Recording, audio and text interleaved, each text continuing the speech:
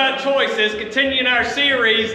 You know, life's a lot. You know, I go help Steve cook, right? You know, I help him all the time. I'm the best French fry maker. I'm the reason he sells so many French fries, okay? That's my job. Well, you know, life's like this. You know, this week I was there. The microphone, hold on. This week, I stopped in to check on him, see if he needed my help making donuts, see if he needed a taste tester before he started selling them. And this woman comes up and she says, I'd like a Philly steak and cheese. And he's like, ma'am, I'm just doing donuts today. And she's like, okay. But you know, he's got so many choices. You can go there, get a steak and cheese, a chicken steak and cheese, a hamburger. My favorite is hamburger with a fried egg on the top of it. He's got the French fries. Now he's got donuts with icings and different colors. But it's so many decisions and choices, and I've been there, people come up and they're like, they don't know what to pick.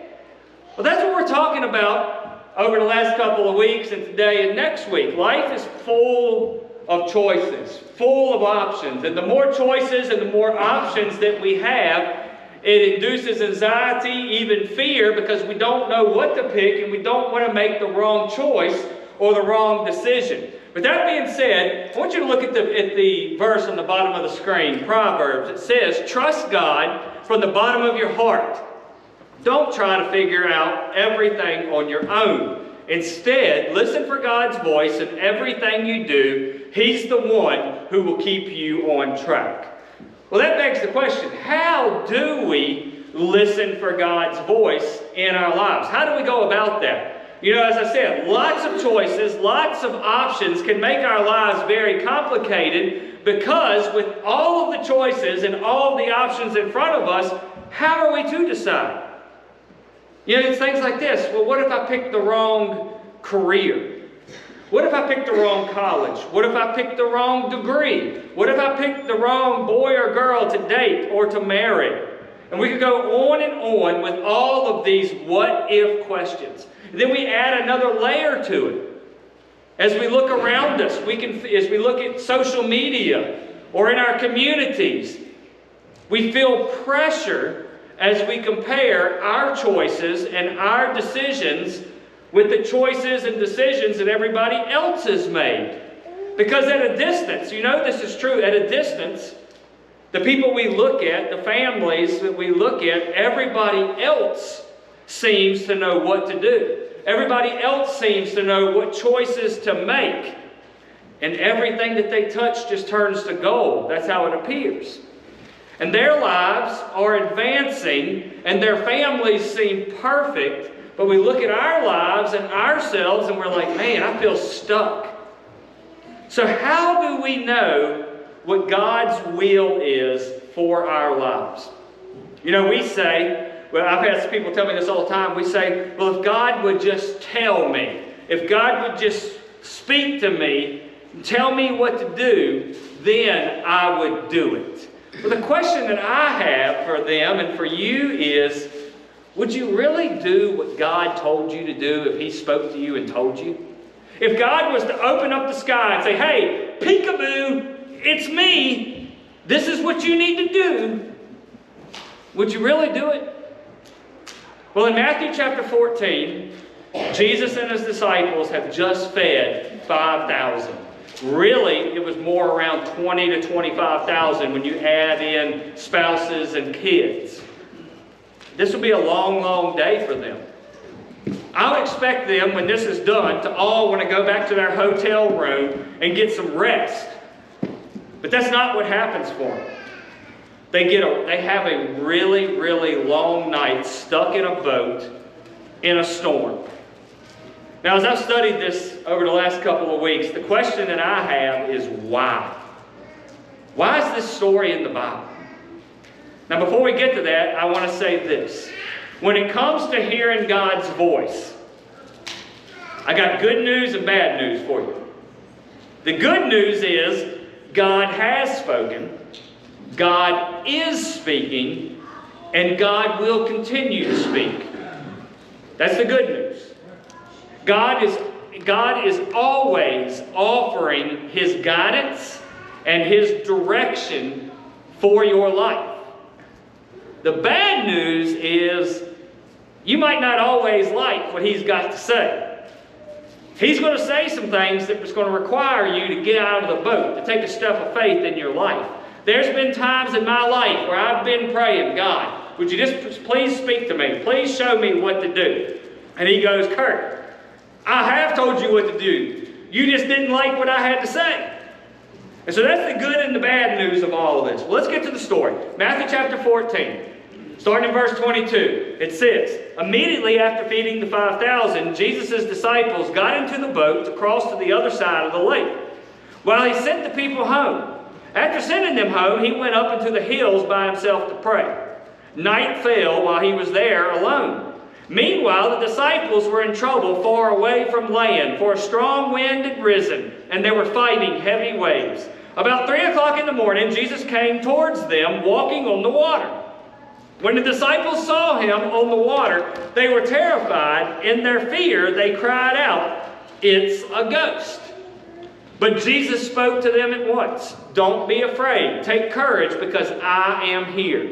You tell me to come to you walking on the water."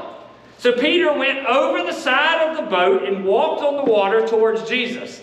But when he saw the strong wind and the waves, he was terrified and began to sink. "Save me, Lord," he shouted. Jesus immediately reached out and grabbed him. He said, "You have so little faith." Now, if I'd have been Peter and Jesus had just said that to me, I'd be like, "I just walked on the water, Jesus.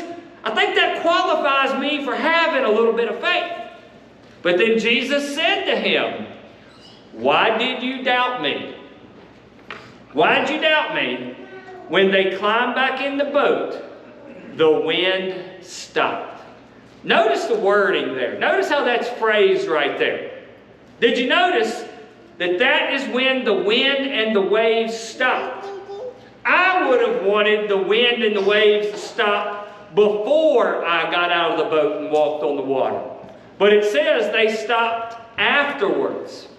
Well, here's how the disciples responded to this. Then the disciples worshiped Him. "You really are the Son of God."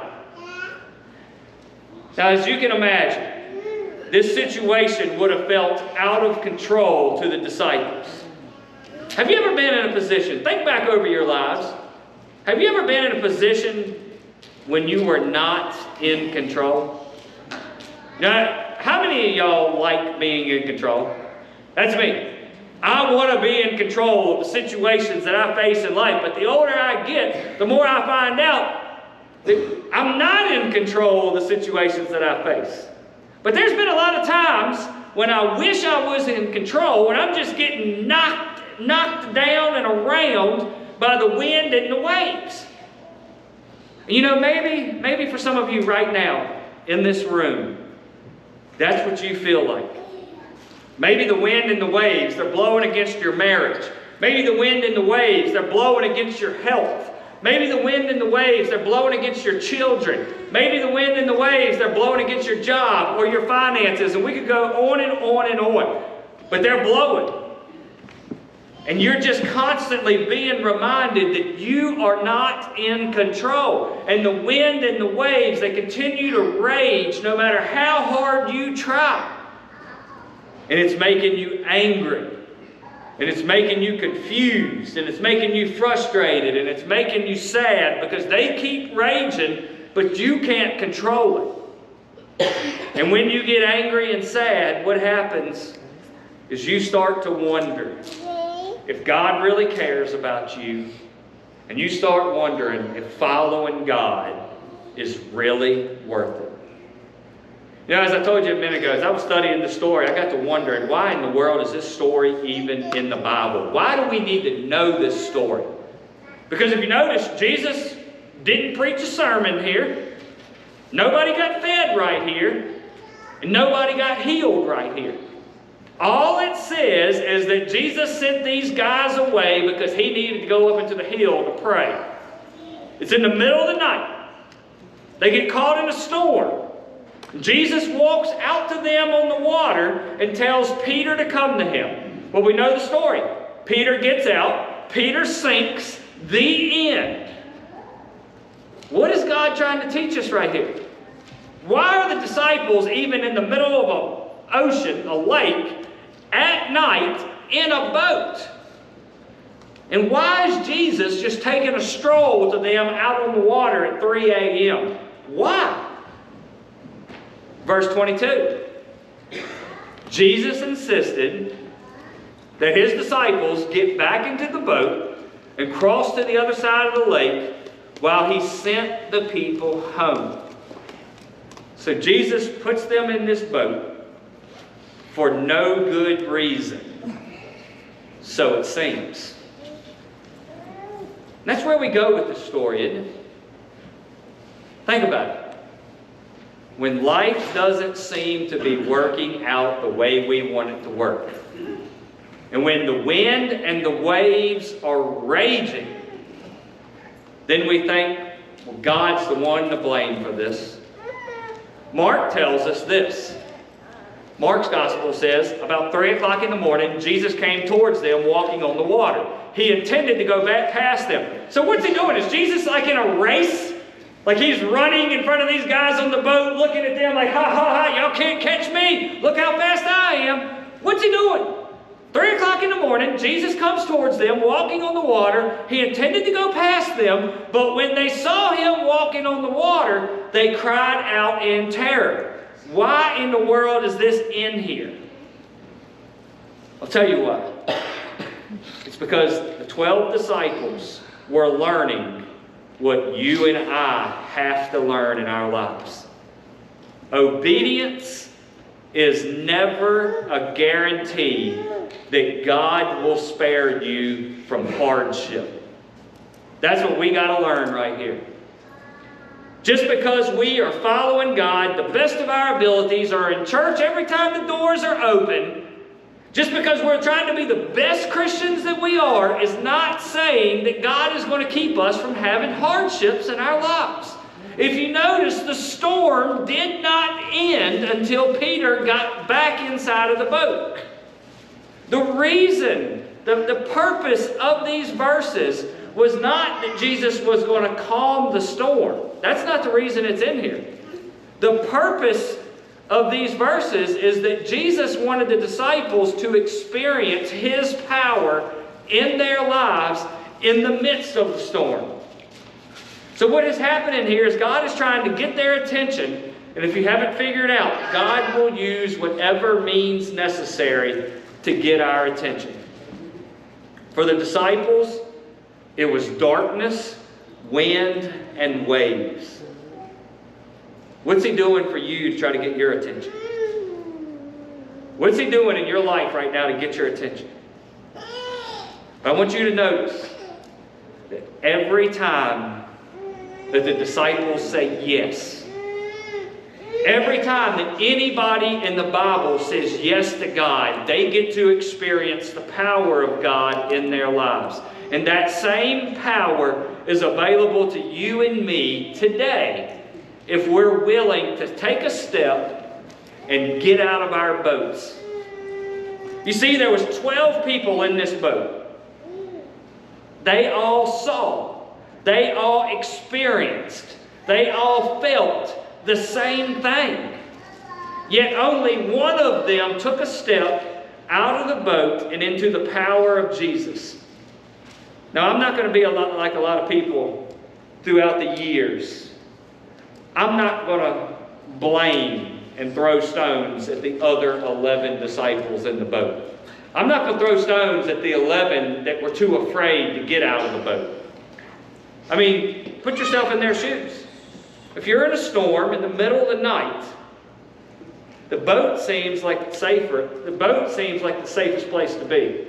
It seems like it's safer being in the boat than out of the boat. Except when Jesus is involved. I love Peter's question right here. Lord, if it's really you, tell me to come to you walking on the water. There was a lot of questions that Peter could have asked right here in this situation. Peter could have said, hey, Jesus, if it's really you, could you come a little bit closer so I can see you clear? He could have said, Jesus, hey, could you turn the lights on, turn the waves down, and calm the wind so that way I can get a clearer vision of you? No. Peter says, Jesus, tell me that it's you, and I'll walk on the water. Before Peter gets out of that boat, he wants to make sure that it's a good idea, that Jesus thinks it's a good idea to get out of that boat. You know, the Bible tells us that plans fail from a lack of counsel. But with many advisors, plans succeed. This is what Peter was doing. And we need to do more of it in our lives. Big decisions require big wisdom. Big decisions require listening more than talking more. So Peter steps out, and for a few moments, he's walking on the water.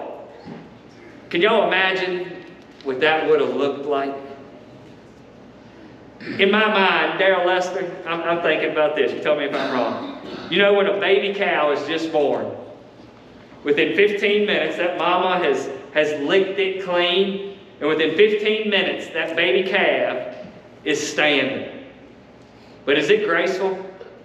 Is it walking gracefully when it stands up? No. YouTube it. Our YouTube videos this week of septic tanks and baby calves being born.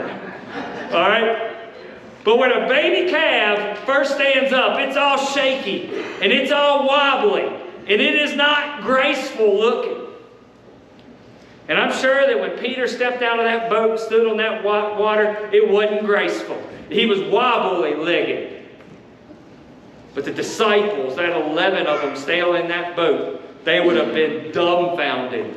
They would have been like, he's doing it. He's doing it. Until what?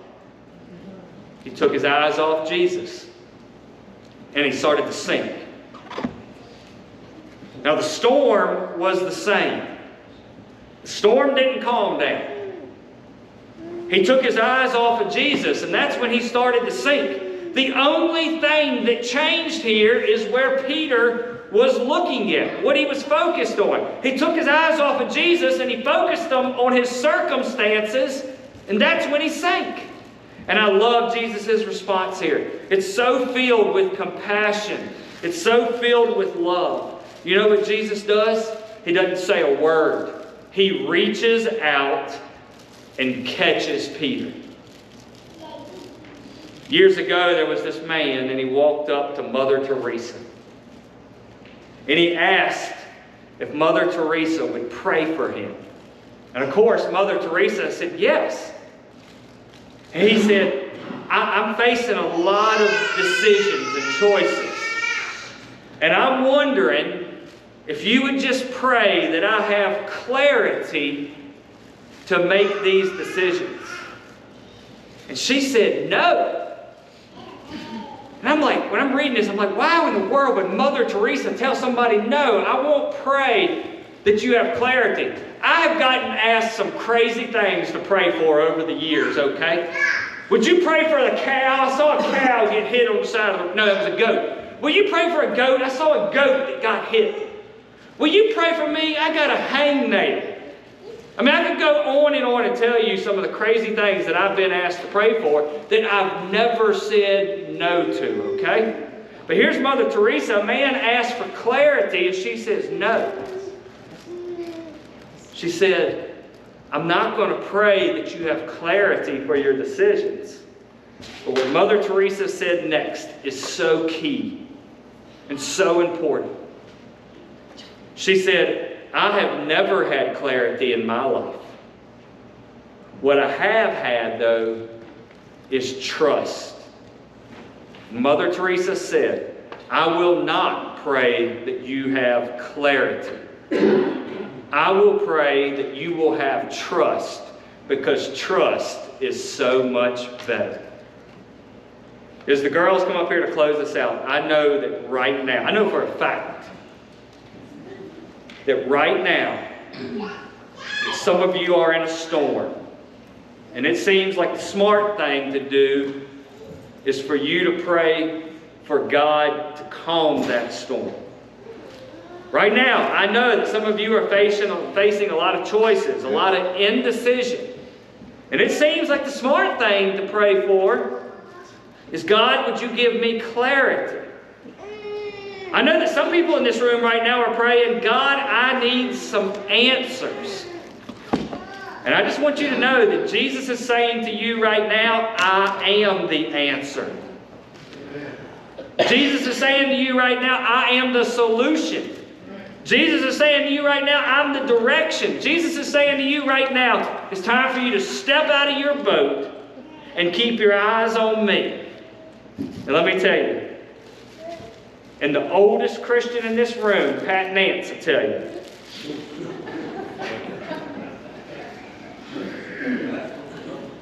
it's a shaky walk. One step at a time. Is it not, Pat? The faith thing, is it not a shaky walk, one step at a time? One foot in front of the other. And let me just tell you, you got to stop looking at your feet. You got to stop looking at the wind and the waves and the darkness and the storm. You got to stop being consumed by all the darkness in the world around you and keep your eyes focused on Jesus. If you do, that's the first best thing. If you keep your eyes focused on Jesus, guess what? You will do the next best thing. You will make the next best decision. And so the easy thing, you might be sitting here thinking the easy thing would be for me to leave. No, you say, I'm going to stay.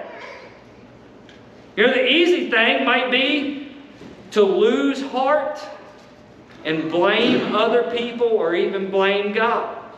No, you say, I'm not going to do that. The easy thing to do in life would be to give up. And you're like, no, I'm not going to give up. The easy thing to say would be, I don't think it's going to work out. And you say, no, I'm going to stay and let God work in my life and bear some awesome fruit in my life. If you've ever wondered, is God speaking? Let me tell you, God is speaking.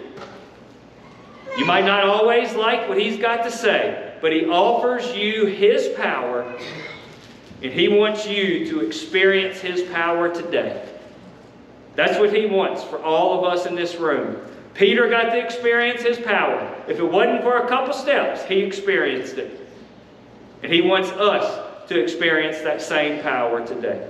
As the girls come up here to close us out, if you got a decision to make, if you're facing these what ifs, turn it over to God.